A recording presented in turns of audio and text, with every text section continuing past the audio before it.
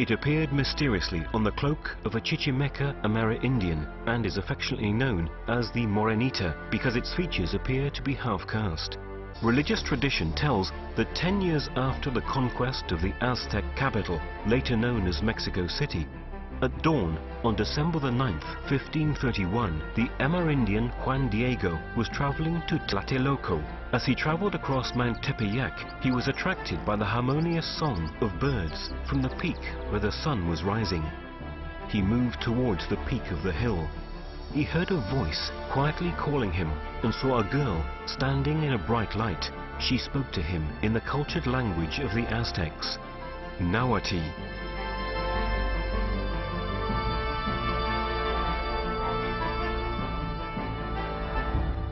Juan Diego, sin te ruego, te suplico.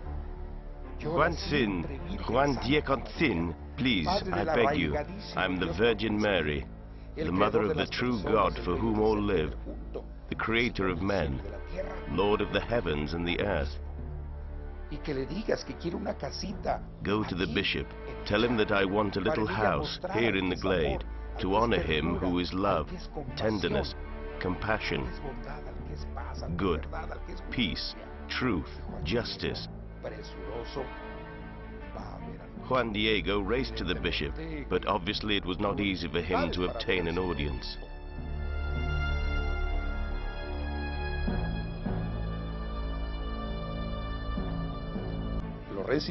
Finally he was received, but the bishop did not believe him and said, "I will listen to you later, when I have time." So, Juan Diego, disappointed, returned to the mountain. That same day, he climbed Mount Tepeyac once again, and once again met Mary. Juan Diego humbly asked whether it would be better to send someone more important than himself. But Mary answered, Ve mañana otra vez al obispo.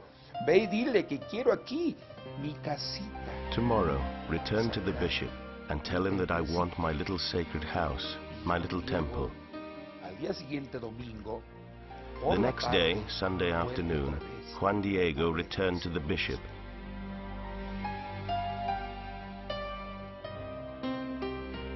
Who did not believe him and said, "Bring me proof, a sign, so that I can believe that it is truly the Lady of Heaven who sends you."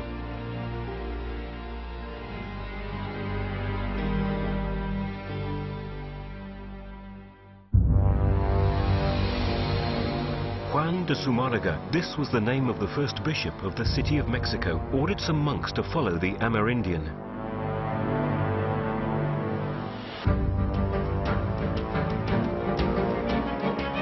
The monks followed him for some time along the path through the woods, but they could not keep up with him, and finally, inevitably, they lost sight of him.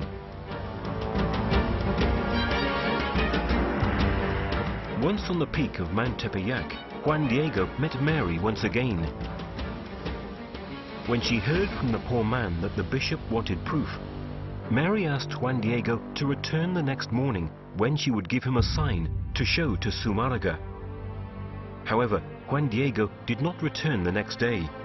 In fact, he had to go and look for a priest, fearing for his uncle, who was seriously ill. He had promised himself that he would see the lady the following day, but to his great surprise, she met him anyway. Juan Diego, what concerns you? What are you worried about? What is happening? After listening to Juan Diego's explanation, Mary said, "Don't worry. Your uncle has already recovered. Am I, your mother, not here? Now listen. Go to the place where we first met, where we have met before. There you will find some flowers. Pick them and bring them to me." Juan Diego immediately went to fetch the flowers, wrapped them in his cloak, and took them to the lady.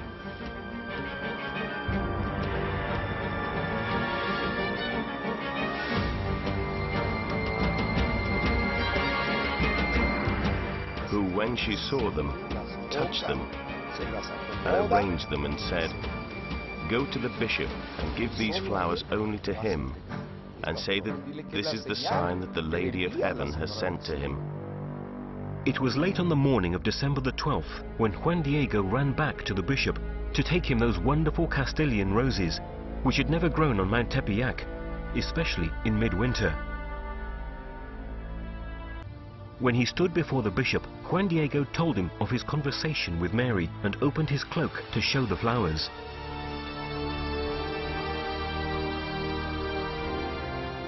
At that very instant, on the poor material of the cloak, an image of Mary appeared.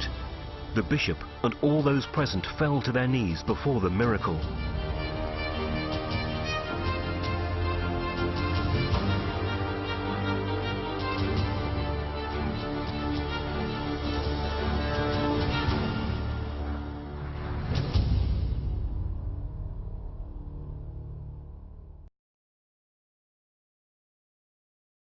Juan Diego's tilma, on which the image of the Morenita appeared, was a poor cloak, also known as an ayate, used by the poorest Amerindians.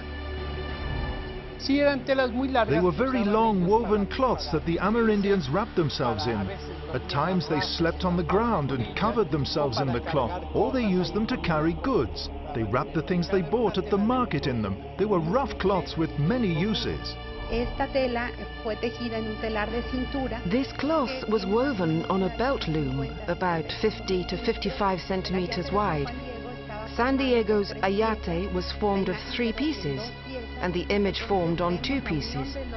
So we can see the joint between the 2 cloths and the seam that runs vertically through the image. In the tilma there is no what we call imprimatur, which is the preparation that painters have to carry out to eliminate the irregularities in the fabric, to fill in the interstices and create a suitable surface so that the paint will stick, so that it will fix. In the case of the tilma, already in 1666 there was proof that this preparation did not exist. The weave of the tilma is so open that you can see through it. Even the brilliance of the colors of the image of Guadalupe does not seem to have dimmed with time. We have descriptions of what it looked like throughout history, and the colors are still the same. There are paintings that preserve their colors because they have a base of paint, a final varnish that preserves the colors. But even so, the varnish that was applied oxidizes with time. In painting, to create the sense of volume and depth, layers of color are used, various brushstrokes of different hues.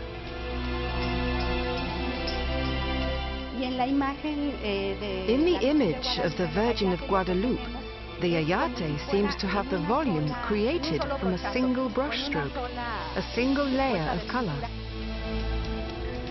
What is more, there is a very surprising fact. It is a very rough canvas, because we can see knots and areas with thick weave. In the lips of the Virgin, it is precisely the thick weave that gives this impression of volume.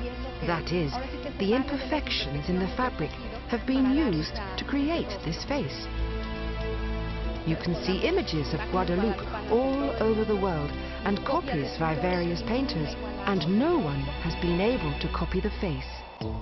In the 1980s, with infrared photography, a technique that is still used, for example, in the critical studies of ancient paintings, Professors Jody Smith and Philip Callahan, who work at NASA, confirmed that the tilma had not been prepared for painting. They also said that there was a total absence of brushstrokes, no strokes, no technique of known painters. In the 70s, Father Mario Rojas, an expert in the Aztec population, showed that the image of Guadalupe is a true Mesoamerican code, full of symbols from the Nahuatl culture. Everything that we find in the image of Our Lady has a meaning. The colors of her garments represent regality, the blue turquoise color or the jade, which was much more valuable than gold. The pinky color of the gown symbolizes the aurora, meaning that the Virgin, with her apparition, announces the birth of the Son, of God. Also, in the color of the aurora, she carries the cerro flowers. There are 3 types of flower. In the Mexica signs, the most important is the Naui Olin flower. It has 4 petals with a center. The 4 petals represent the cardinal points, that is the eternal movement of God, the center of the cosmos. This, for the Mexicas, meant that it was the most important thing that she had, as if she was saying, I am carrying the God-child, the Sun-child, so that he can be born here with you, so that you can know him. And they understood this perfectly with the Naui Olin flower. Even the shape of the flowers on the Virgin's garments has a precise meaning. The cerro flowers are called this because they have the shape of the mountains. This is how the mountains were shown on the maps, what they look like with little pointed peaks. And with this, she wanted to say Tepeyacatl, peak of the mountain, or pointed mountain. The stars on the Virgin's cloak exactly reproduce the position of the constellations at the time of the apparition, but looking at them from space and not from Earth. Even the moon, present in the image, corresponds to its astronomical position in the sky on December the 12th, 1531. Both in the image of the Virgin and in the story of the apparitions, we find various references to the best-loved divinity of the Aztecs, the goddess Tonantzin, whose festivity was associated with the winter solstice. Tonantzin, the mother of all the gods, was a goddess whose temple stood on the slopes of Tepeyac. It even seems that the Amerindians initially called Guadalupe by the name of this goddess, almost recognizing the same divinity in her. They gave her a native name, Tonantzin Guadalupe. Tonantzin is not a name, but a title. Our little mother, in a reverential form. So, who can have painted this image, which represents a perfect synthesis between the Christian iconography and the Mesoamerican culture? Who, just 10 years after the conquest of Mexico, could have such a profound understanding of the 2 worlds? Moreover, who could have translated this knowledge into a masterpiece of harmony, such as the image of Guadalupe?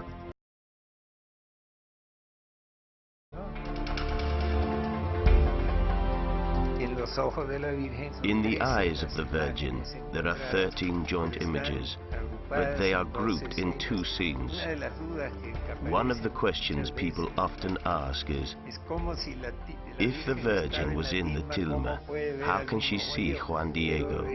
This is very interesting, because if we analyze the tilma very carefully, we can clearly see that there is no image of the Virgin. It is as if it were just a few instants before the image was impressed. So, the theory is that the Virgin is looking from in front of the group, invisible. The breadth of the message that the Virgin of Guadalupe incarnated in her image was enormous for Latin America. Guadalupe arrived to give dignity and protection to all, personifying, with her half-caste features, the birth of a new race, the fruit of union and integration. That is why Guadalupe has become the symbol of the Mexican population, which was born from that encounter, at first very violent. The image of the Morenita is the only example of perfect multiculturalism in history, because Mary reached both the hearts of the Amerindians, who immediately understood from her image that they could trust her, and of the Spaniards, who recognized her, understanding the dignity of the native peoples that she represented, personifying the symbols of that culture.